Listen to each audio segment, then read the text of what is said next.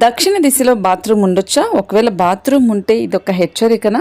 దీనివల్ల ఇబ్బందులు వస్తాయా? రెంటెడ్ హౌస్లో ఉన్న వాళ్ళకు కూడా ఇది వర్తిస్తుందా అనేది ఇప్పుడు తెలుసుకుందాం. శ్రీ శ్రీ లలిత వారాహిదేవి జ్యోతిష్యాలయం మీ హస్తరేఖలు, ఫోటో, జన్మ తేదీ చూసి మీ జీవిత సంపూర్ణ భవిష్యత్తు చెప్పగలరు.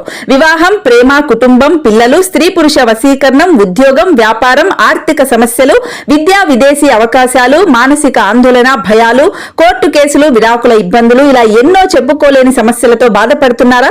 అయితే ఒక్కసారి గురువు గారిని సంప్రదించండి. మీ వ్యక్తిగత సమస్యలను గోప్యంగా, రహస్యంగా వశీకరణ విద్యతో ప్రత్యేక పరిష్కారం చేయగలరు. అమ్మవారి ఆరాధకులు విష్ణు స్వామి గారు. మీరు సంప్రదించవలసిన ఫోన్ నెంబర్ 9177754449. వాస్తు ప్రకారం దక్షిణ దిశ అగ్ని మూలానికి సంబంధించింది. ఇది బలం, స్థిరత్వం, కీర్తి, ధర్మాన్ని సూచిస్తుంది. ఇక్కడ యమదేవుడు అనేది ఉంటారు. యమధర్మరాజు పాలించే దిశగా చెబుతాము. అందుకనే ఇక్కడ బాత్రూమ్ ఉంటే మాత్రం మీ కోపాలు ఎక్కువగా వస్తాయి. ఇక్కడ నీటి మూలకం ముడిపడి ఉంటుంది కాబట్టి అగ్ని, నీరు ఒకే చోట కలవటం వల్ల నెగిటివ్ ఎనర్జీ వచ్చే అవకాశం ఉంటుంది.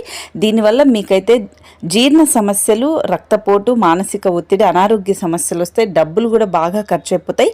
అనవసరమైన అప్పులు, ధన నష్టాలు వస్తాయి. కుటుంబంలో గొడవలు, అశాంతి ఉంటుంది. మీకు పేరు ప్రతిష్టలు అన్నీ పోయి అపకీర్తి వచ్చే అవకాశం ఉంటుంది.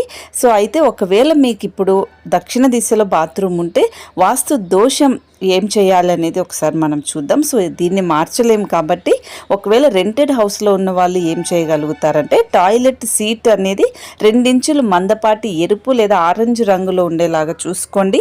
లేదు అనుకుంటే రాగి కానీ గాజు బౌల్తో చేసిన వాటిలో ఉప్పు వేసి బాత్రూంలో పెడితే మీకు అనేది ఆ దోషం పోతుంది. ప్రతి వారం చేయాలి. ఒకవేళ గోడలకు తెలుపు, క్రీమ్ రంగులు వేసుకున్నా కూడా దోషం అనేది పోతుంది. నలుపు, నీలం రంగులు అసలు వేయకూడదు. ఈ పరిహారాలు పాటించండి. ఈ వీడియోని తప్పకుండా షేర్